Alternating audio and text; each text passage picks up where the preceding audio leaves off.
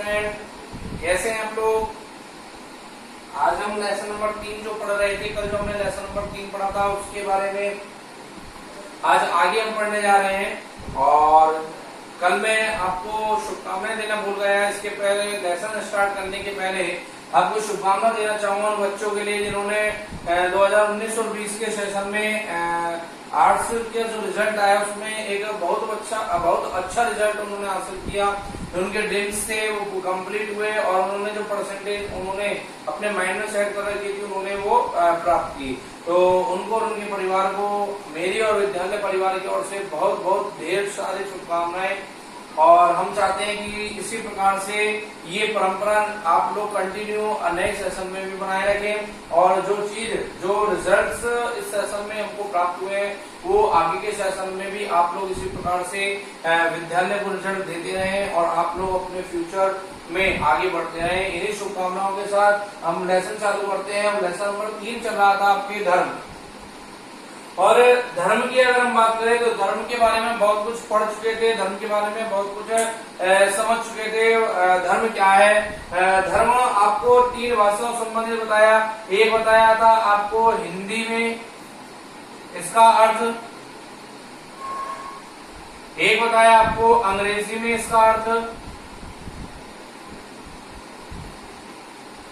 और एक बताया था आपको संस्कृत भाषा के अनुसार धर्म की उत्पत्ति।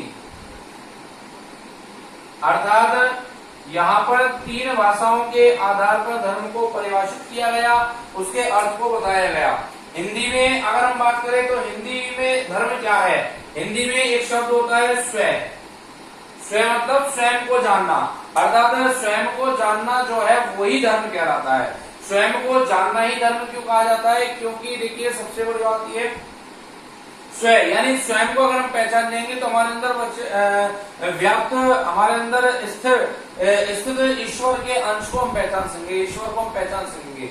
और जब ईश्वर को के बारे में हम जान सकेंगे तो निश्चित रूप से हम गलत कार्यों की ओर नहीं जाएंगे, गलत रास्ते पर हम नहीं जाएंगे, परोपकार का कार्य करेंगे। देखिए धर्म अगर हम बात करें तो धर्म एक साधारण सी भाषा में कहे कि दया, करुणा, परोपकार आदि इन भावनाओं को रखते हुए अपना जीवन यापन करना, यही धर्म कहलाता है।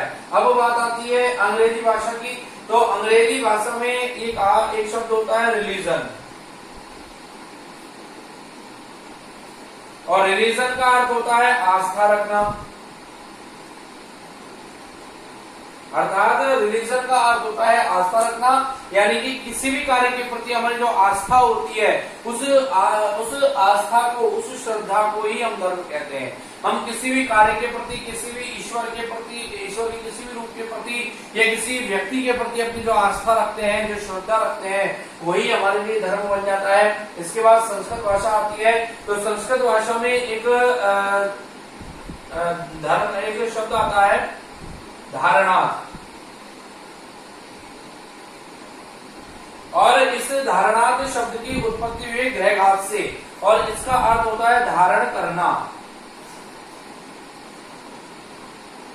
धारण करना अर्थात किसी भी कार्य को, किसी भी परंपरा को, किसी भी विश्वास को, किसी भी स्थिति को जब हम धारण कर लेते हैं, स्वीकार कर लेते हैं अपने जीवन में, उसको जब अपना लेते हैं तो वही हमारे लिए धर्म बन जाता है। धर्म केवल किसी मंदिर, मस्जिद या चर्च में जाना नहीं, किसी प्रकार की पूजा पद्धति का प्रयोग करना नहीं। धर्म केवल ये नहीं हम किसी व्यक्ति को दान दे दें, वो केवल धर्म नहीं होता है। धर्म वह होता है कि हम किसी भी जीव की आत्मा को नहीं सताएं, किसी व्यक्ति को परेशान ना करें, किसी भी प्रकार की हिंसा ना करें। हिंसा आपको बताई गई थी शायद, हिंसा 3 प्रकार की होती है, मन, कर्म और वचन। ये 3 प्रकार की हिंसा होती है जो व्यक्ति के द्वारा की जाती है। अगर हम किसी भी प्रकार की हिंसा इनमें से नहीं कर रहे हैं तो निश्चित रूप से हम धर्म की अनुपालना कर रहे हैं। लेकिन अगर हम कितना भी मंदिर मस्जिद में अपने दान पुण्य कर दें, लेकिन अगर किसी व्यक्ति को मन, कर्म, वचन किसी प्रकार की से पीड़ित कर रहे हैं, हिंसा कर रहे हैं, तो निश्चित रूप से हम धर्म की अवहेलना कर रहे हैं। ये तीन हिंसाएं क्या होती है? देखिए हिंसा, मन की हिंसा क्या होती है? मन की हिंसा होती है हम किसी व्यक्ति को मन ही मन में गलत विचार उस व्यक्ति के प्रति लाते हैं, उसको गालियां देते हैं, गलत शब्दों का प्रयोग हम उसके लिए अंत स्थिति में करते हैं, तो ये मन की हिंसा होगी। कर्म की हिंसा क्या है कि हम किसी व्यक्ति के साथ लड़ाई झगड़ा कर रहे हैं, उसको नुकसान पहुंचा रहे हैं, बाहरी रूप से उसको शारीरिक नुकसान पहुंचा रहे हैं, तो ये कर्म की हिंसा हो गई। तीसरा है आपके वचन की हिंसा। वचन की हिंसा क्या होती है कि जब हम किसी व्यक्ति को प्रत्यक्ष रूप से सामने आकर हम उसको गाली दे रहे हैं, गलत शब्दों का प्रयोग कर रहे हैं, उसको दुखी कर रहे हैं, तो वो वचन की हिंसा होगी। जब कोई व्यक्ति इन तीनों प्रकार की हिंसाओं को नहीं करता है और अपने जीवन को यथावत निरंतर रूप से संचालित करता है, वही प्रक्रिया धर्म कहलाती है। धर्म की संज्ञा, धर्म की परिभाषाएं बहुत बड़े बड़े विद्वानों के द्वारा की गई है। अलग अलग धर्मों के अंतर्गत धर्म को समझाया गया है, धर्म को परिभाषित किया गया है, अब अलग अलग विचारकों के द्वारा उसको परिभाषित किया गया है। लेकिन वास्तविकता में धर्म क्या है? तो धर्म यही है, मानवता की रक्षा करना और अपने कर्तव्यों की अनुपालना करना ही धर्म कहलाता है।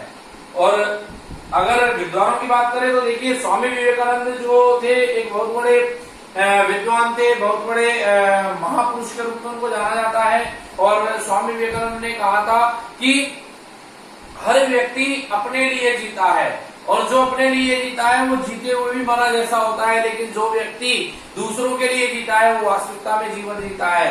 स्वामी विवेकानंद का ऐसा मानना था।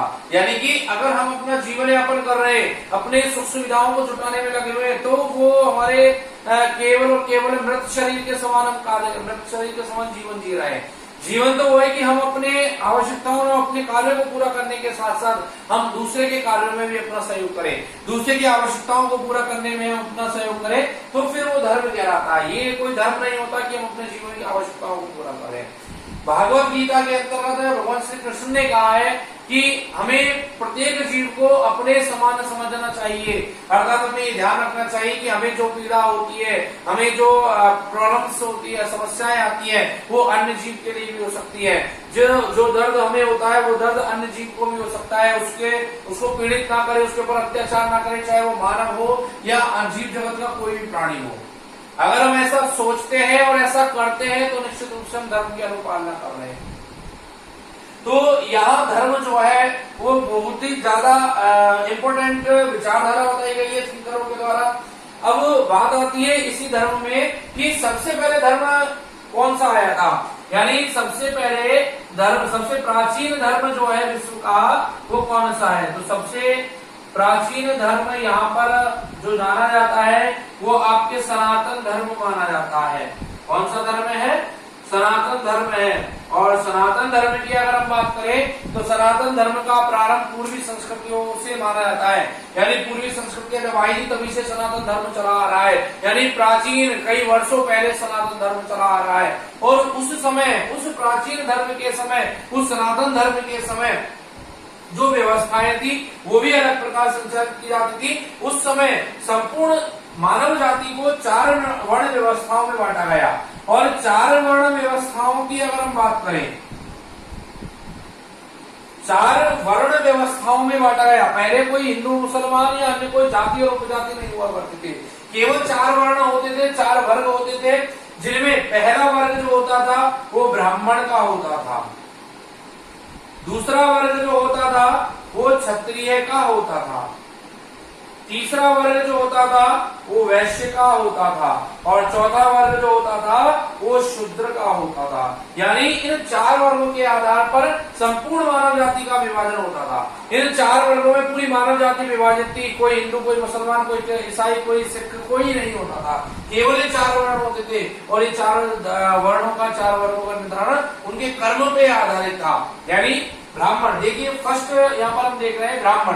ब्राह्मण कौन होता था? ब्राह्मण किसी जाति विशेष को उस समय नहीं कहा जाता था, किसी धर्म विशेष को ब्राह्मण नहीं कहा जाता था। वह ब्राह्मण का अर्थ होता था कि जो व्यक्ति विद्या प्रदान करने का कार्य करता था, विद्या का प्रचार प्रसार करता था, वेदों का प्रचार प्रसार करता था, वो व्यक्ति ब्राह्मण होता था, चाहे वो किसी भी कुल से, किसी परिवार से संबंध क्यों न रखा हो। क्षत्रिय कौन होता था? जो व्यक्ति व्यापार करता था, व्यापार संबंधित कार्य करता था, लेन देन करता था, अर्थव्यवस्था में लिप्त था, अर्थव्यवस्था संबंधित कार्यों करता था, वो वैश्य कहलाता था। दूसरा नंबर आता है अपन क्षत्रिय। क्षत्रिय कौन होता था? क्षत्रिय होता था जो युद्ध करने के लिए जाता था, संघर्ष करता था, सेना में शामिल होता था, अपने राज्य की रक्षा करने में अपना कार्य अपना जीवन लगाता था, वो क्षत्रिय होता था। और शूद्र कौन होता था? जो निम्न स्तर के कार्य करते थे वो शूद्र कहलाते थे। तो इस प्रकार से ये वर्ण व्यवस्था विभाजित की गई जो कर्म के आधार पर थी, यानी जो जैसा कर्म करता था उसको उस वर्ग में रखा जाता था। उस समय किसी प्रकार का कोई जाति धर्म नहीं हो करता था। अगर मैं आपसे पूछूं कि सबसे पहले क्लास आई या कास्ट आई, यानी सबसे पहले वर्ग आया या जाति आई, तो कौन आया सबसे पहले? सबसे पहले आया था वर्ग, क्लास, यानी कि ये व्यवस्था जो हम देख रहे हैं ब्राह्मण, क्षत्रिय, वैश्य, शूद्र, ये हम लोगों के द्वारा बनाई गई व्यवस्था है। ये प्राचीन समय सनातन धर्म की बनाई हुई व्यवस्थाएं नहीं है। इसी प्रकार से उस समय मानव जीवन को पूरे 4 भागों में बांट दिया जाता था। 4 भाग कौन कौन से होते थे? पहला होता था उसका ब्रह्मचार्य आश्रम, जिसको हम अभी लिखेंगे पढ़ेंगे। दूसरा होता था उसका गृहस्थाश्रम, तीसरा होता था वानप्रस्थ आश्रम और चौथा होता था उसका संन्यास आश्रम। उस समय मानव की जो औसतन आयु थी वो 100 वर्ष मानी जाती थी और 100 वर्ष के आधार पर उसके 25-25 वर्षों की आयु को 4 भागों में बांट दिया गया। जब उसका जन्म होता था तब से लेकर और 25 वर्ष तक की जो आयु थी वो उसकी ब्रह्मचार्य आश्रम माना जाता था, यानी उसकी बाल्यावस्था मानी जाती थी। वो खेलता, खाता, पीता और मौज मस्ती में अपना समय निकालता था।